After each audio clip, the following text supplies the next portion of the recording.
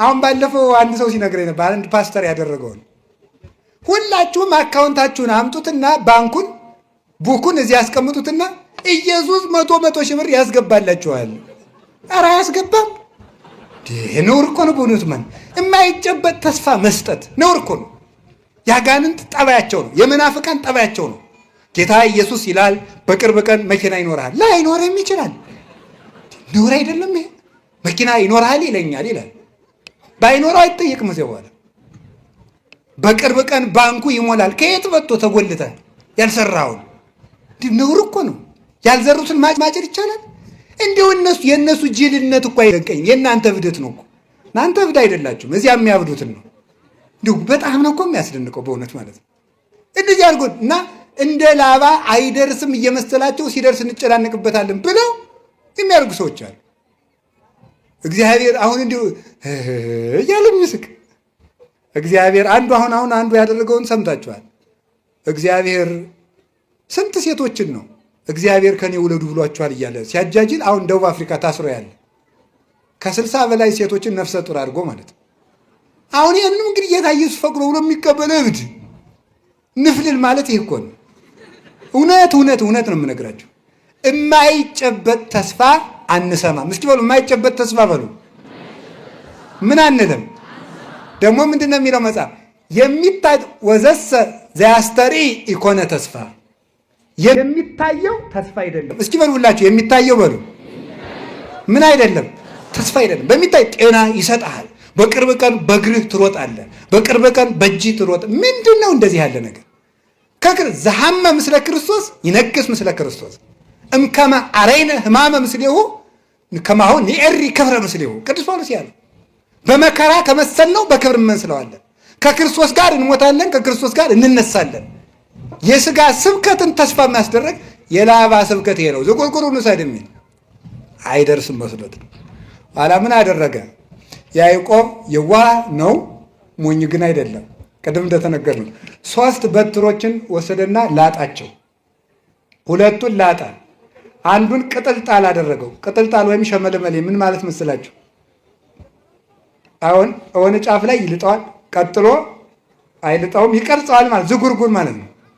ኋላ እነዚያን አንድ ነው በደንብ አድርጋችሁ እንድትሰሙ። 2ቱ ተልጧል፣ አንዱ ብቻ ነው ወስዶ አገንዳው ያደርገዋል። አገንዳው ሲያደርገው በጎቹ ያንን እያዩ እንዲጠጡ ያደርጋቸው። ሲጠጡ ደግሞ አውራ በጎች መጥተው አንድ እንዲሆኑ ያደርጋቸዋል። ከዛ በኋላ ያንን እያዩ ሲጠጡ፣ አንስት በጎች ያን እያዩ ሲጠጡ፣ አውራ በጎች መጥተው ደግሞ አንድ ሲሆኑ ያንን ብጥር የመሰለ ይጸንሳሉ። ጠቅላላ በጉ ሆነ ምን እንደሆነ ዝጉርጉር። ደውኩ ይገርማል እኮ ጠቅላላ የሚወለደው በሙሉ ምን ሆነ? ዝጉርጉር እንዲሆነ። ይህንን ይዘው ሊቃውንቱ ሴቶች እንደው አንዱ ነው ያለ፣ ሴቶች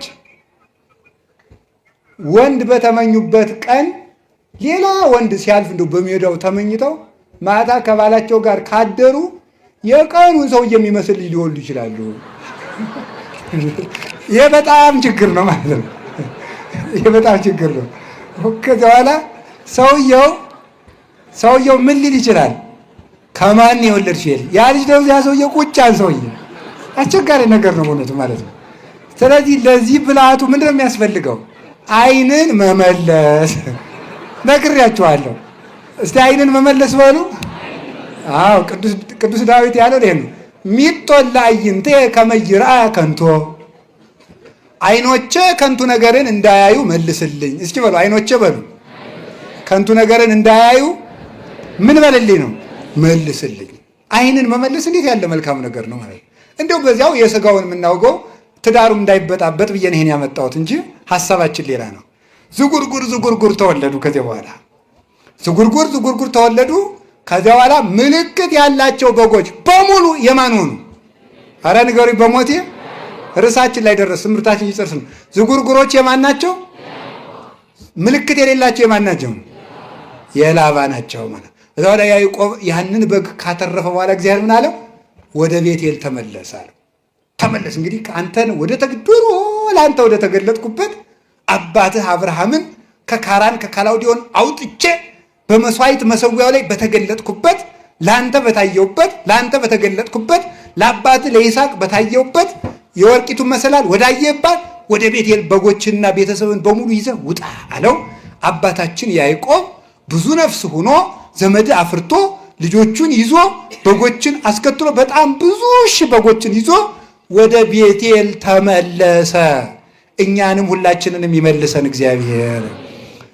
አሁን በዚህ ዘመን ስታዩት ሁሉ ነገር ከባድ፣ ማግባት ከባድ ነው፣ መመንኮስ ከባድ ነው፣ መስጠት ከባድ ነው፣ ሌሊት ተነስቶ መጸለይ ከባድ ነው፣ መታረቅ ራሱ ከባድ ነው፣ ውሸታም አለመሆን ከባድ ነው፣ እውነት መናገር በራሱ ከባድ ነው፣ መጾም ከባድ ነው፣ መብላትም ከባድ ነው፣ ማውጋት ከባድ ነው፣ ጓደኝነት ከባድ ነው፣ ክህነት ከባድ ነው፣ ዲቁና ከባድ ነው፣ ሴትነት ከባድ ነው፣ ወንድም ጾታም ከባድ ነው። ዝም ብሎ መኖር ከባድ፣ ቤት መስራት ከባድ፣ ቤት አለመስራትም ከባድ፣ ማግባትም ከባድ፣ አለማግባትም ከባድ፣ ብቻን መኖርም ከባድ፣ ከሰው ጋር መኖርም ከባድ፣ ሁሉ ነገር ከባድ። የሚያቀለው ምንድነው? ለነ ቅዱስ ቂርቆስ እሳት ራሱ ቀላል ነበር። ለነ ቅዱስ ጊዮርጊስ መንኮራኩር ራሱ ቀላል ነበር። እግዚአብሔር የሚወደው ነገር በምድር ላይ አንድ ነገር አለ። የሚወደው የሕግ አይነት ነው። እሱ ምን ይባላል መሰላችሁ? ሰውን ካለመውደድ በላይ በዚህ ዓለም ክስረት የለም፣ ጥፋትም የለም። ሰው ትልቅ ሀብት ነው። አንድ ሰው ማለት በአምላክ ስጋና በአምላክ ደም የተገዛ ውድ ፍጥረት ማለት አንድ ሰው ማለት ነው። እሺ ቡጢ ነው የምትፈልጉት? ውድድር ነው የምትፈልጉት? ኑን ያሳያችሁ፣ እኔ ያሳያችኋለሁ። አንዱ ሰማዕት ጋኔንን በቡጢ ብሎ ሲጥለው ያሳያችኋለሁ። እንዲህ የሚደክም ሰው በቡጢ ብሎ ስለጣለ ያን እንደምትመለከታል እግዚአብሔር የሚያሳያችሁን ትርኢት አታዩም እንዴ? ዳዊት ጎልያድን ሲጥለው ተመልከቱ። ሙሴ ፈርዖንን ሲጥለው ኑ ተመልከቱ። ኤልያስ አክዓብና ኤልዛቤልን ታግሎ ሲጥላቸው ኑ ላሳያችሁ። አጋንንት ባንድ አቡነ ዘበሰማያት ሲንቀጠቀጡ ኑ ላሳያችሁ። ወርቅ አመጋገብ፣ ወርቅ አለባበስ፣ ወርቅ ጋብቻ፣ ወርቅ ንግግር፣ ወርቅ አዳር፣ ወርቅ ውሎ ማለት ኦርቶዶክስ ነው። ይሄን ነው ዲያብሎስ ጧትም ማታም አንድ ጊዜ በጦርነት አንድ ጊዜ በመከራ የሚቆጠቁጠን ይሄ ስለሚያስጠላው። እናታችን መልከኛይቱ ቤተክርስቲያን በክርስቶስ ደም ያጌጠች፣ ክርስቶስ ሙሽራዋ የሆነላት፣ ሃይማኖት ቀለበቷ የሆነላት፣ ብርሃን የለበሰች፣ የወንጌልን ብርሃን የተጫማች፣ በብርሃኑ መስቀል የምትመረኮዝ እናታችን ቅድስት ቤተክርስቲያን ሲያዩት ውብ መልካም እናት ማለት ቤተክርስቲያን ናት። በዚህ ከመኖር በላይም ደግሞ ትልቅነት የለም። አህዛብን ከእግሯ በታች ነው የምታደርጋቸው ቤተክርስቲያን። እውነት ለመናገር ምስኪን እንደኔ አይነት ኃጢአተኛ ሰው መሀል ላይ ሊቀር ይችላል እንጂ ቤተክርስቲያንን ከእግሩ ስር የሚያደርጋት ሰው በፍጹም ሊኖር አይችልም። ሰውን ብትታገል ወይ ትጥለዋለህ ወይ ይጥልሃል፣ ወይ በዘመን ወይ በጉልበት ወይ በገንዘብ ታሸንፈዋለህ። ቤተክርስቲያንን ብትታገል ግን ትጥልሃለች እንጂ አትጥላትም። ሂዱ የትም ቦታ እግዚአብሔርን ጠርቶት እስቲ ያልመለሰለት ሰው አለ? ኢዮብ ነውን? አብርሃም ነውን? ሙሴ ነውን? የእግዚአብሔር ረሃቡም ጽሙ ምንድነው ካላችሁ ሰው እንዲድን ነው፣ ሌላ የለው። ለሰው መዳን እንደ ብዱ ነው አባቶቻችን፣ እንደ ሰነፍ ተቆጥረዋል። አለኛ ለሰው መዳን አይደለም የምንሰራው፣ ለሰው መዳን መስራታችን ይቅርና ሰው እንዳይድን ማድረግ በተው ነው። ከዚህ ማፈሪያነታችን ማን እንደሚያወጣን እግዚአብሔር ያውቃል።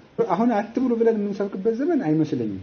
ሰው የሚበላው ራሱ እያጣ ስለሆነ የማያጸድቅ ጾም እየመጣለት ነው ለሰው ራሱ በማጣት በግዱ ሊጾም ነው አሁን ማለት ነው። ሰው እንደውም ሳያከፍል ሁሉ አይቀርም። ቀጥሎ እግዚአብሔር ይጠብቀን። ሰው እኮ ካጣ ችግር ነው። እናት ልጇን እኮ በልታለች በተራ ዛሬ አንቺን ልጅ እንብላ ነገ አንቺን እንበላለን ተባብለዋል። የርግብ ኩስ በወርቅ የተሸጠበት ጊዜም አለ ለምግብ። እግዚአብሔር ያደረገልንን ውለታ እንደውም መቼ ትዝ ብሎን ያውቃል። እንደፈለግን እንኖራለን፣ እንደመጣልን እናገራለን፣ ያሻንን ያህል እንተኛለን፣ ሲከፋን እግራችን እንደነቀለ እንሄዳለን። ምን አለብን? እንደ ከብት ማለት ሲያገቡ ምን አለው? እየሮጠ ዝም ብላ የተኳላ አይኗን የተበጠረ ጸጉሯን ቀሚስና ጫማዋን ይሄን ይገባል። እዚህ ወላ ስንት ጉዳይ እየታየ አሁን ዓለምን የሚያጠፋት ሃይማኖታቸው ሳይገባቸው ሃይማኖትን ሊያስረዱ የሚሄዱ ሰዎች ናቸው። ቤተክርስቲያን መከራዋን ያየችው በስራ ፈት ነው። ሰው ስራ ፈት ስለሆነ ወንጌልን ስራ መስካር ጓታላው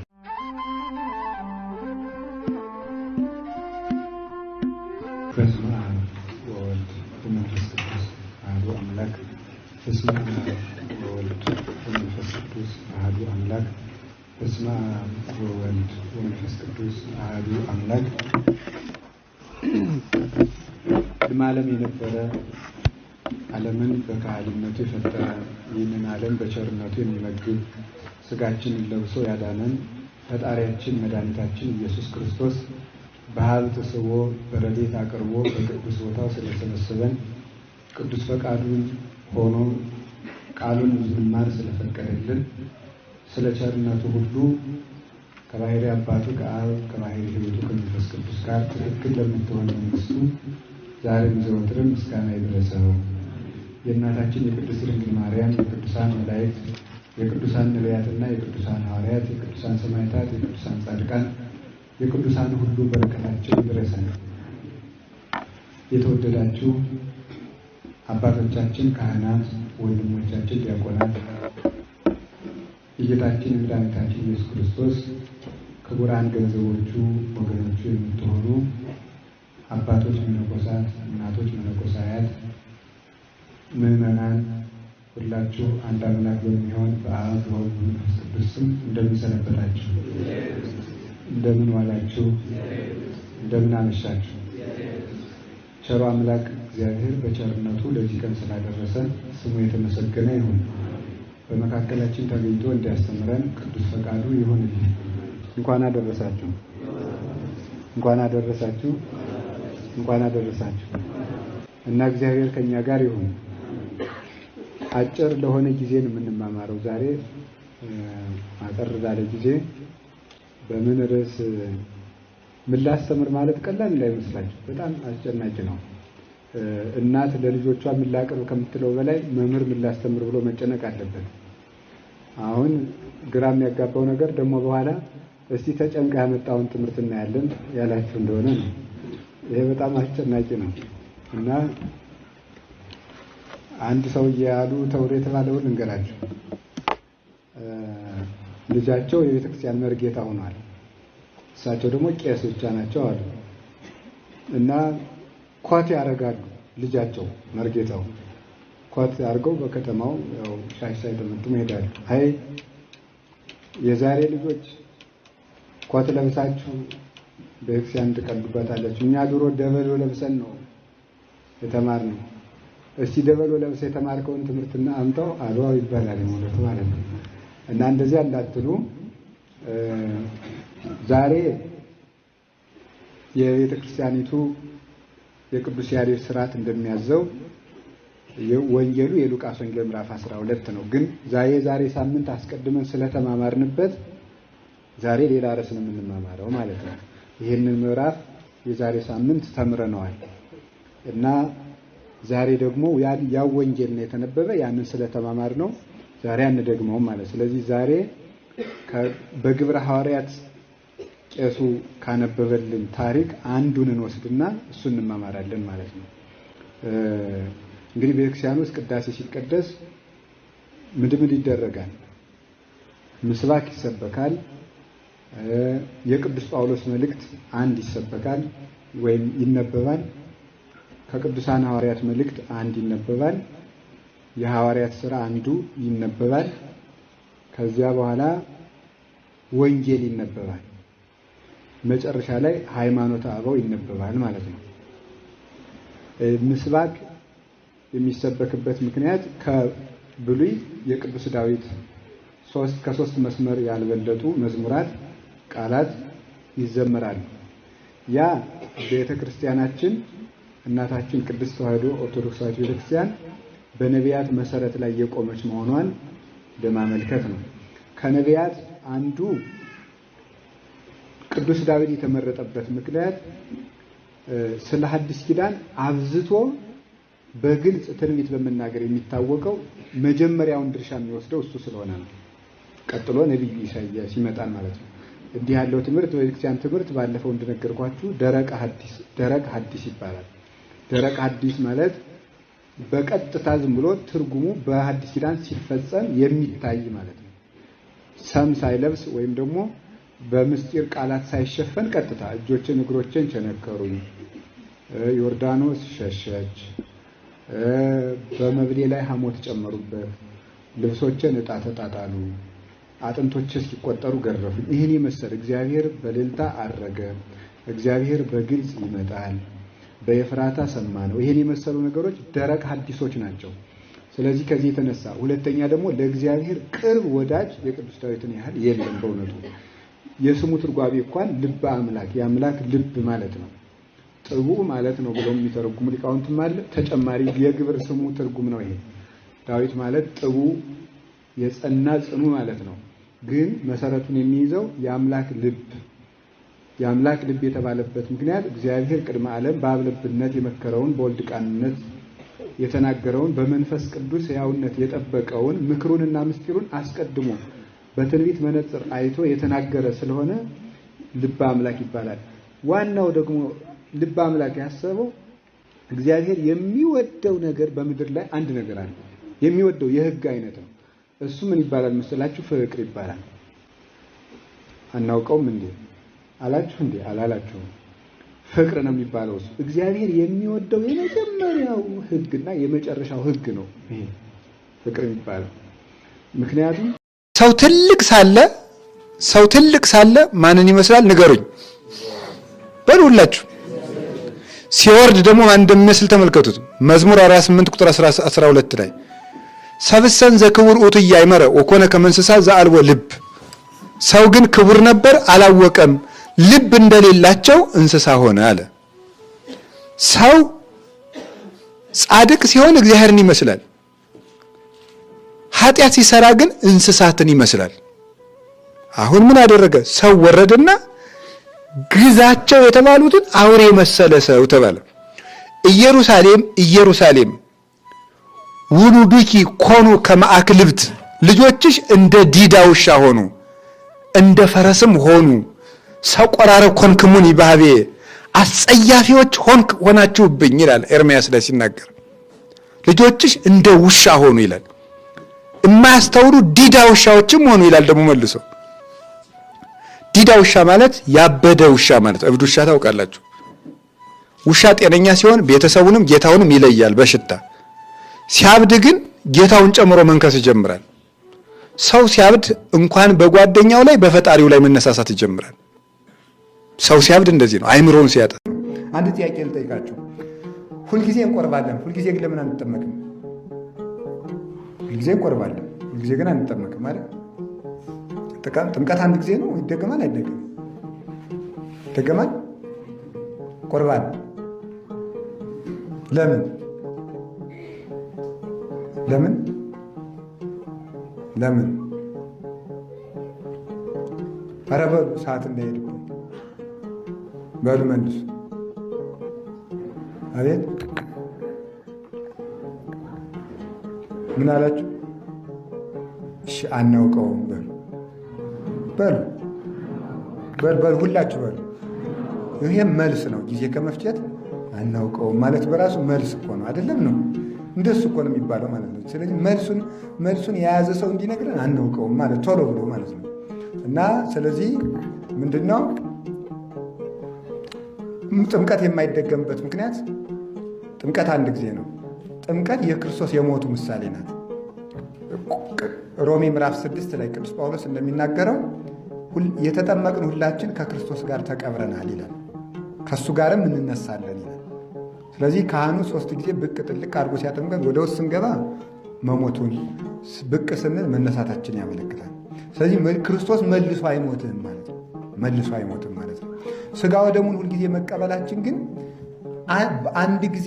አንድ ጊዜ ሙቶ በሰጠን ስጋ ወደሙ ሁልጊዜ በረከት ስንቀበልበት እንደምንኖርና ዘላለም ስንድንበት እንደምንኖር ለማስረዳት ነው። ጥምቀቱ ለምን አይደገምም? ሁልጊዜ ስለማይሞት። ስጋው ደግሞ ለምን እንቀበላለን? በአንድ ጊዜ ሞቱ ሁልጊዜ ስንድንበት ስለምንኖር ማለት ነው። ስለዚህ ሁልጊዜ ይላል ተመልካቶ ነው እስመ ሕያው ውእቱ ወይተነብእ ሎሙ፣ እርሱ ሕያው ነውና ሊያማልድ በሕይወት ይኖራል ይላል አይደለም? ወይክል አድኅኖቶሙ ለእለ ይመጽኡ እንተ መንገሌሁ፣ በእሱ በኩል ወደ እግዚአብሔር የሚመጡትንም ሊያድናቸው ይቻላል። እሱ ሕያው ነውና ሊያማልድ በሕይወት ይኖራል ይላል ዕብራውያን 7:25-27 ባለው ማለት ሊያማልድ በሕይወት ይኖራል ያለው በሕይወት ይኖራል ያለው ምን ማለት ነው? ክርስቶስ በዕለተ ዓርብ ያደረገው በዕለተ ዓርብ ሞቱ ባደረገው ካሳ በሕያው ሥጋውና በሕያው ደሙ ሲያስታርቃቸው ይኖራል። ሊያማልድ በሕይወት ይኖራል ማለት ሥጋውን እየካሰ ደሙን እየካሰ ይቅር ሲል ይኖራል።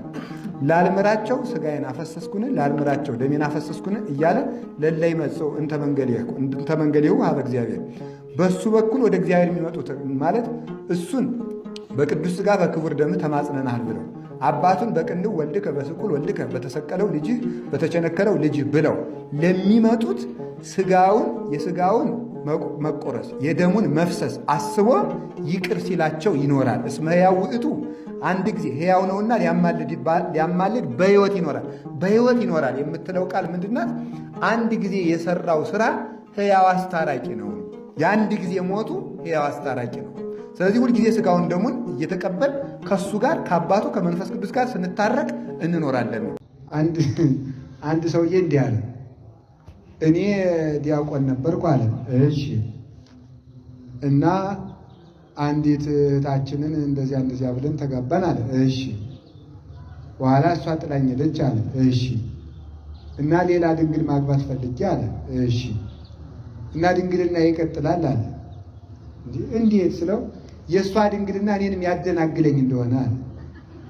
ቆይ ድረስ ኮሮና እንደዚህ ነው አሁን እንግዲህ የተያዘው እንደዚህ ነው። ምንም ብሎ እንትን ይሄ ሁሉ የሚያምረው ማለት ነው።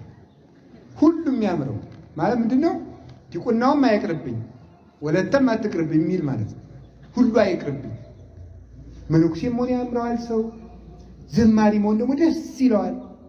ደግሞ ጥሩ ሙዚቀኛ መሆን ይፈልጋል። ሁሉ የሚያምረው ነው። ይሄ ነፋስ የሚወስደው የተባለ ምንድን ነው? ስሜቱን የማይቆጣጠር ከደመቀው ዘፋኝ ነው። የሰርግ ቀን ሲያይ ማግባት የሚያምረው፣ ጥሩ መነኩሴ ሲያይ ደግሞ እኔ እንዲያው ገዳም ነው የምገባ ዛሬ ጀምሮ የሚል በቃ ጥሩ አዝመራ በያዘ ሰሞን ማግባት የሚያምረው፣ ጦርነት ሲበዛ ደግሞ ኧረ ለዚህ ቀን ያለም ገዳም ነው የምገባ የሚል ሁሉም የሚያምረው ማለት ነው። ከብር ባይ ልቡና ያለው ሰው ማለት መስበክም የሚያምረው፣ መተርጎምም የሚያምረው፣ መቀደስም የሚያምረው፣ መነገድም የሚያምረው፣ መመጽወትም የሚፈልግ፣ መስረቅም የሚፈልግ፣ አዋቶ መጽደቅ የሚወድ ሰው ይሄን ነፋስ የሚወስደው የሚከተለው የሌለ እዚያም ጥንቁል። ይሄ አንድ ሊቅ የተናገረው አለ። መሰረት የሌለው ክርስቲያን እንደ እንቁራሪት ነው ይላል። እንቁራሪት ታውቃላችኋል? እንቁራሪት አሁን ማስተር ፕላን በወጣለት ዲዛይን በተሰራለት አስፋልት ነው የምትሄደው። ስትሄድስ አቅጣጫ አላት የላትም? በሞት እንቁራሪት ስታይቶ ነው።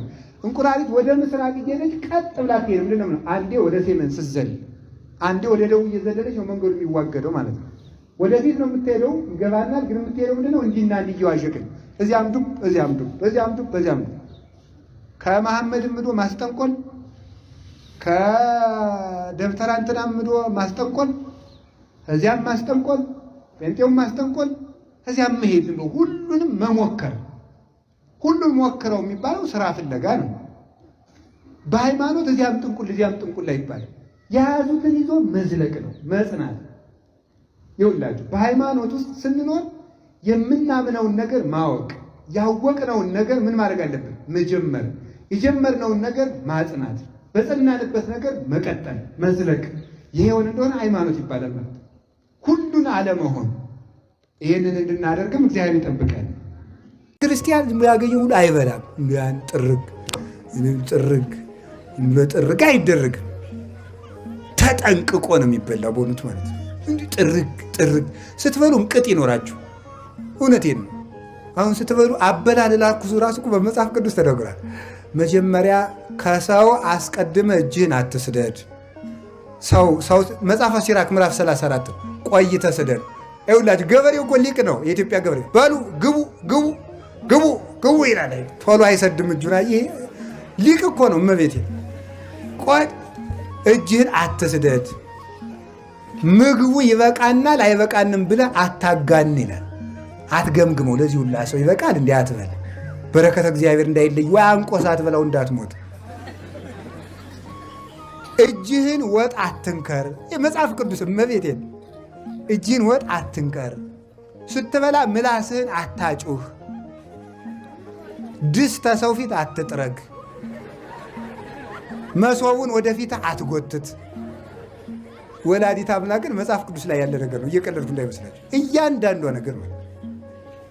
አብዝተህ አትብላ፣ ይሰጥማል። ሆድ መርከብ ነው ብሏል ዮሐንስ አፈወርቅ። ሆድ ምንድን ነው? ያለ መጠን ሲጭኑት ምን ያደርጋል? ይሰጥማል እያልኳቸው እሱ እኮ ነው። አሁን እኮ ሰጥመናል እኮ አለን። እንቅልፍ አስጥሞን ዝንን ማደር በቃ።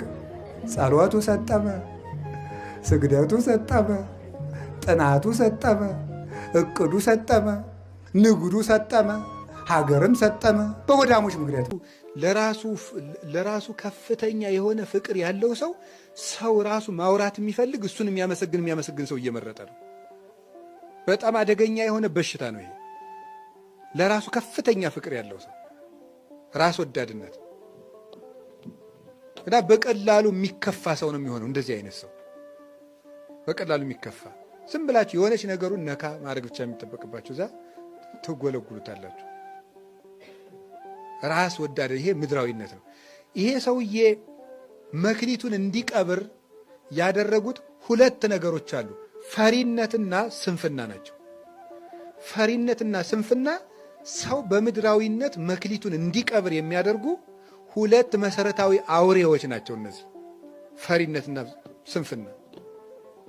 ይሄን ባደርገውሳ ቢበላሽብኝሳ፣ ይሄን ብናገርሳ እነገሌ ቢተቹኝሳ፣ እንዲህ ብሰራሳ እንዲህ ቢሆንብኝሳ። የፈሪነት ነው። ምንድን ነው ያለ? መክሊቴን እነግዳለሁ ስል የባት ሌቦች ቢወስዱብኝሳ ነበር ያለ።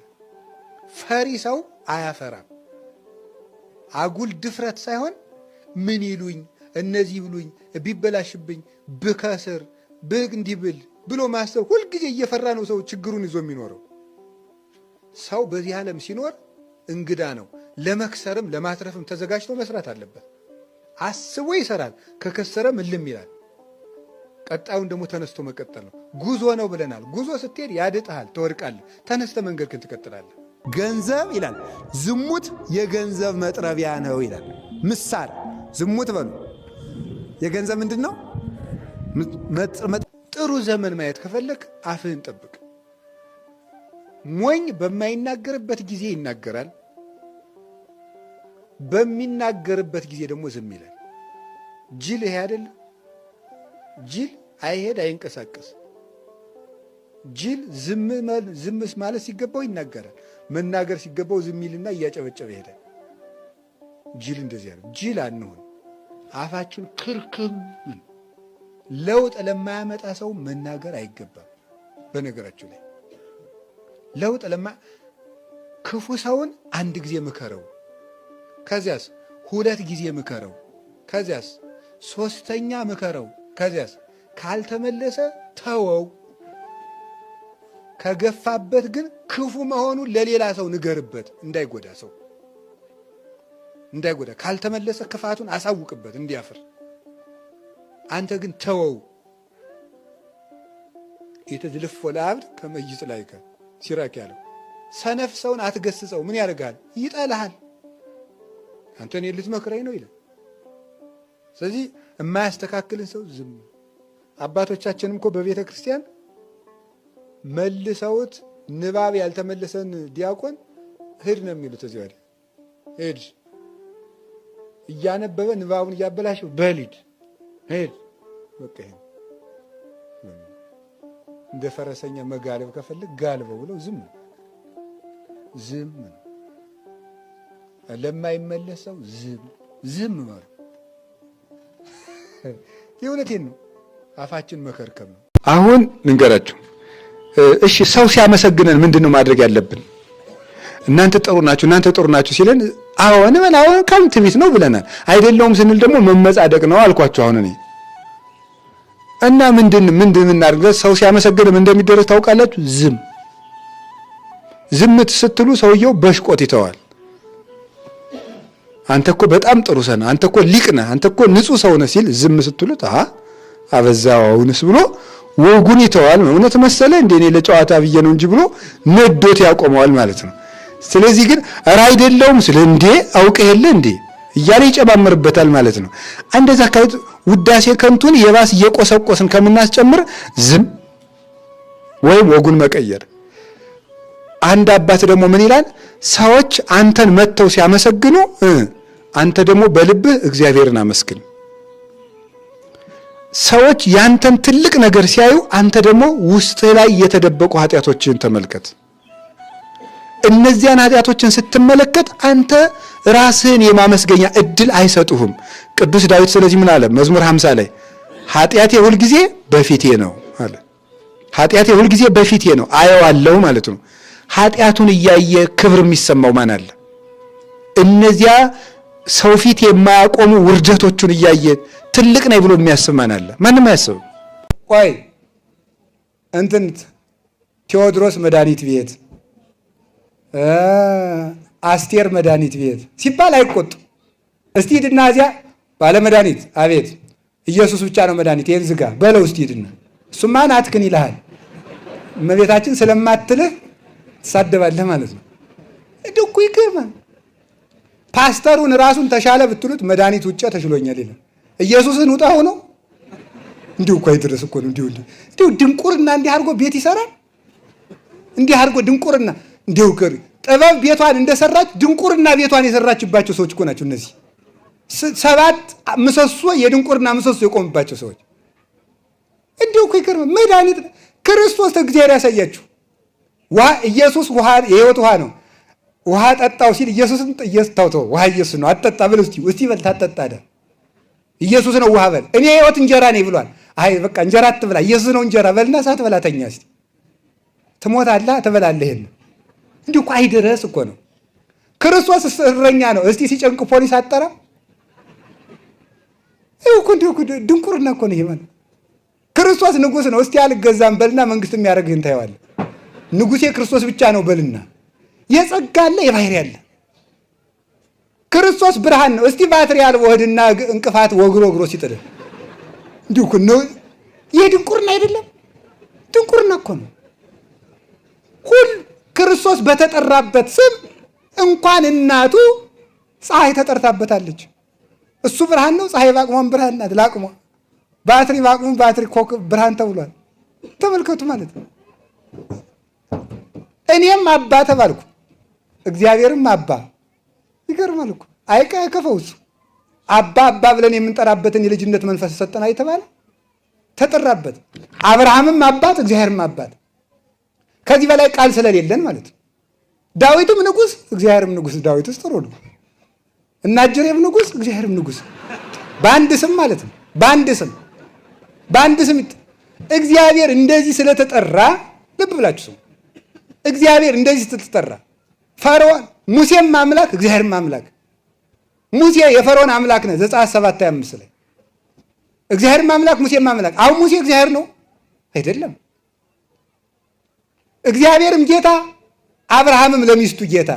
ቅዱስ ጴጥሮስ ሳራ ባሏን ጌታ የትለው ነበር ጌታ። አሁን አብርሃም እግዚአብሔር ነው አይደለም?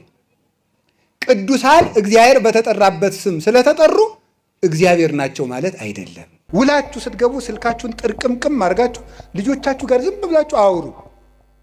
ሚስቶቻችሁ ባሎቻችሁ ጋር አውሩ። ቁጭ ብላችሁ ማውራት አለባችሁ። ወሬው ቢረባም ባይረባም አይ እንደው የእሷን የማይረባ ወሬ ከምሰማ ትንሽ መረጃዎችን ባዳምጥ። አይ በእግዚአብሔር አምኖ ያፈረ ሰው አለን? በእግዚአብሔር አምኖ ያፈረ ሰው ማን ነው? እስኪ አሁን በእግዚአብሔር አምኖ ያልመገበው ማን ነው?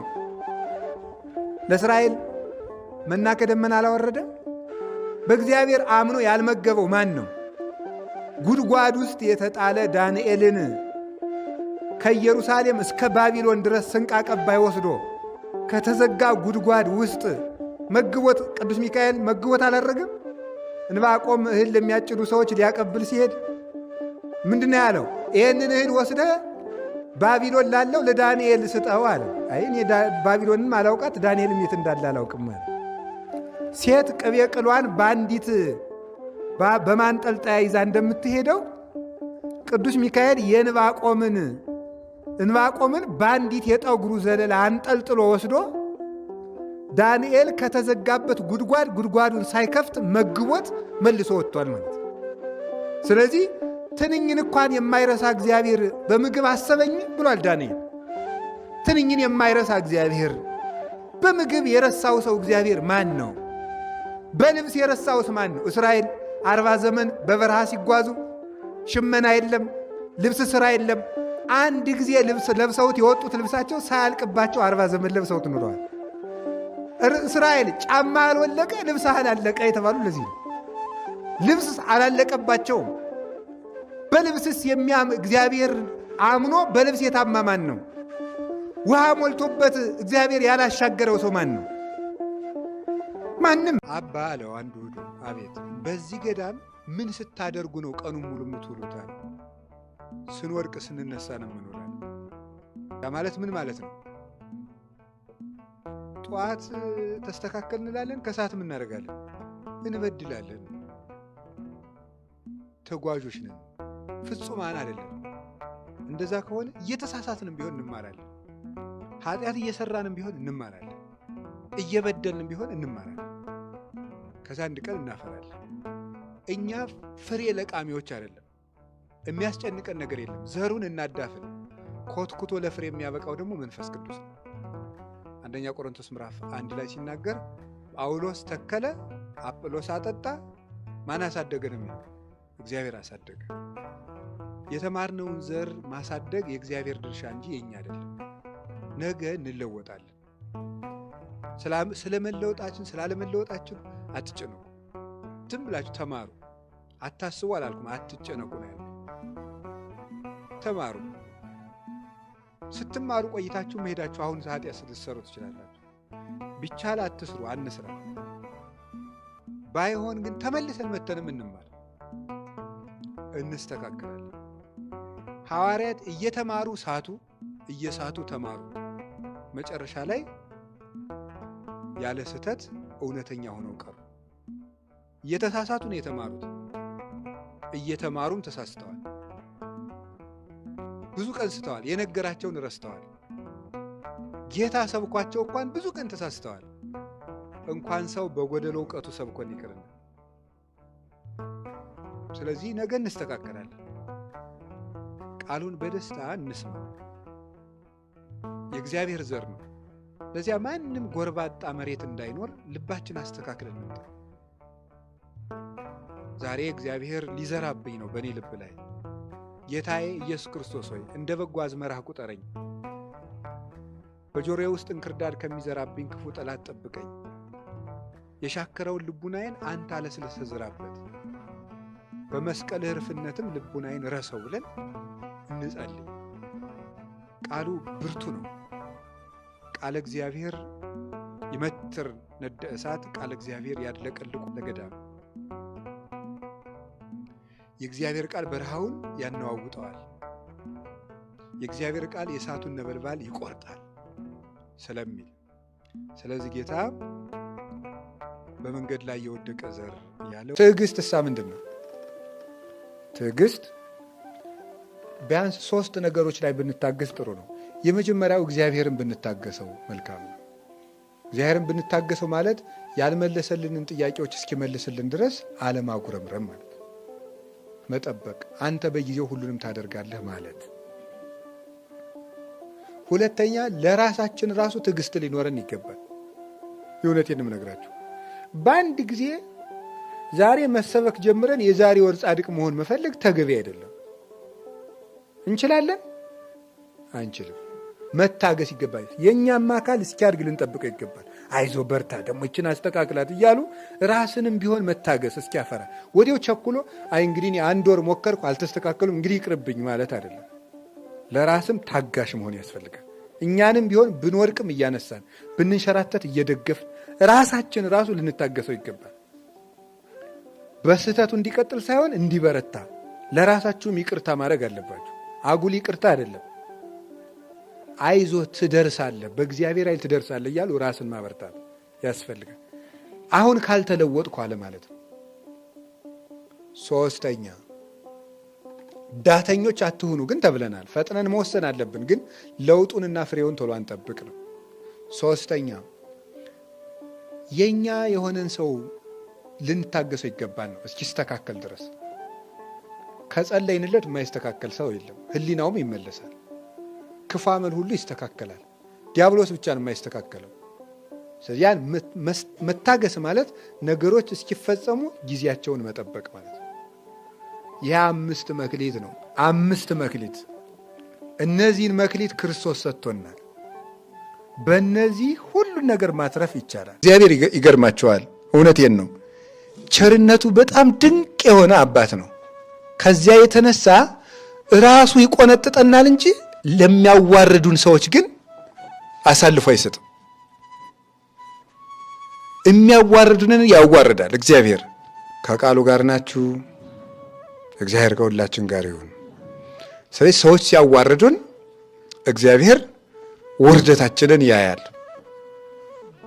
ምን ጊዜም ያንን ውርደት ደግሞ መለወጡ አይቀርም እግዚአብሔር። ለምሳሌ ብዙ ሰዎችን መጥቀስ ትችላላችሁ።